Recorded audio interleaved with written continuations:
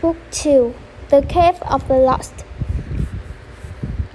Focus question. What important step can you take to stay safe when exploring new places? Word to know. Bolts, figure, chamber, fork, creep, gourd, echoes, passage, encounter. My best friend Sarah, my little brother Jack, and I are standing before the entrance to a large cave. Odie, my brother's dog, barked into the darkness. Odie thinks someone is in there, Jack says. Is this where you saw the boy? I asked Sarah. She stares up through the hole between the trees at the edge of the court. I think he was standing right here, waving. She replies, We're not going in there, are we, Quinn? You're the only one who saw the mysterious boy waving at you. You're the one who had us leave the picnic and climb all the way down to the bottom of Phineas George to help him. Now you don't want to go in? That's the cave of the lost, she cries. What kind of ridiculous name is that? I asked. I bet your aunt told you about it. She did, centuries ago. After Porter's mill was built, someone explored the cave and they never came out. Others went to search for them and disappeared too. Only one man ever made it out, but he couldn't explain how. He claimed he found others, Sarah continued, but they kept leading him in the wrong direction. Finally, after many days, he fell asleep in the cave and woke up in the hollow, alone. Your aunt tells a lot of stories, I say. We still can't wander around in here.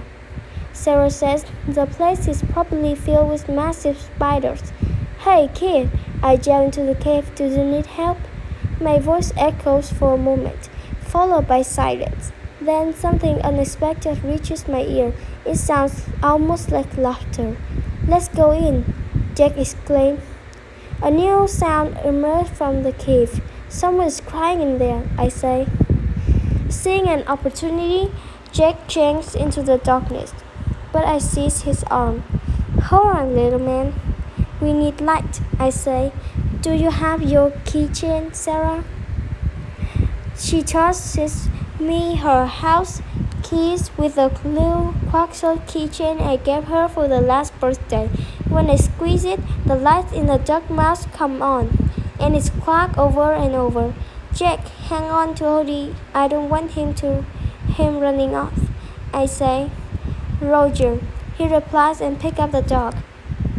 I take a few steps inside, shining the light as the quack echo around us. I hear Sarah reluctantly follow. A short distance inside, we reach the first fork. Don't freak out, I say as I turn off the light. The quacks faded. An intense darkness presses on us. Sarah whimpers. But after a moment, I hear the weeping again. It's come from the left passage. So I squeeze the little quacker and start moving again. We encounter a few more forks, and I can see how someone could easily become lost down here. I memorize each turn as we creep closer to the sound. Finally, the passage is bent into a chamber. On the far wall, water trickles down the rock into a clear pool.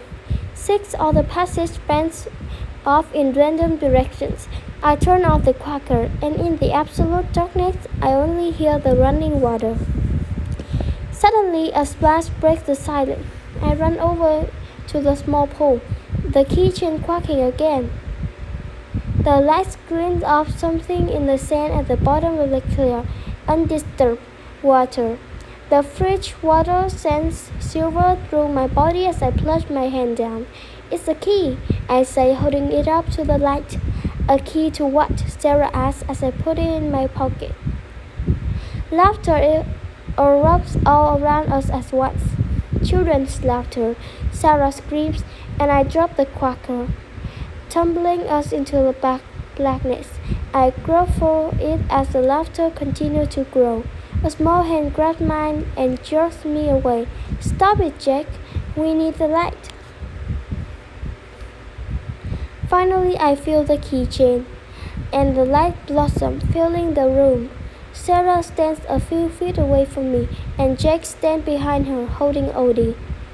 Jake, did you grab my hand? I asked. The laughter is still there, getting louder. Let's get out of here, Sarah yells as she walks for one of the passage. This one, I yelled, realizing I'm pointing to the one I had been pulled toward. I follow our turns I memorized as the laughter shadowed us, echoing through the passage. After the last turn, I expect to see the intense light of day. It's only another fork, and I have no idea which way to go. I retrace the turns in my head, certain that I follow them exactly. Has the cave changed? We're lost, aren't we? Sarah asked. I'm really scared. Everything is going to be okay. I turn off the light, hoping to hear the gurgling river. The laughter grows louder. It seems threatening, almost menacing. But then I hear the sound of someone running away to my right. I turn on the light and look around for Jake. He stands between Sarah and me. Did you hear that? I asked. The footsteps, Sarah replied. I thought that was you. I shake my head and Sarah's eyes widen. We should follow them, I say. They could be trying to make us more lost. I don't think so, I say and start walking. We come across more forks, and each time I stop to listen, the footsteps come again and again, leading us away from the laughter. Suddenly, we come to the mouth of the cave. The light is painfully bright, but we run into it, laughing. Sarah tugs at my shirt. Quinn, look, she says, pointing up to a small hole. There, looking over the edge of the gorge, is a distant figure of a small boy. He is waving down to us.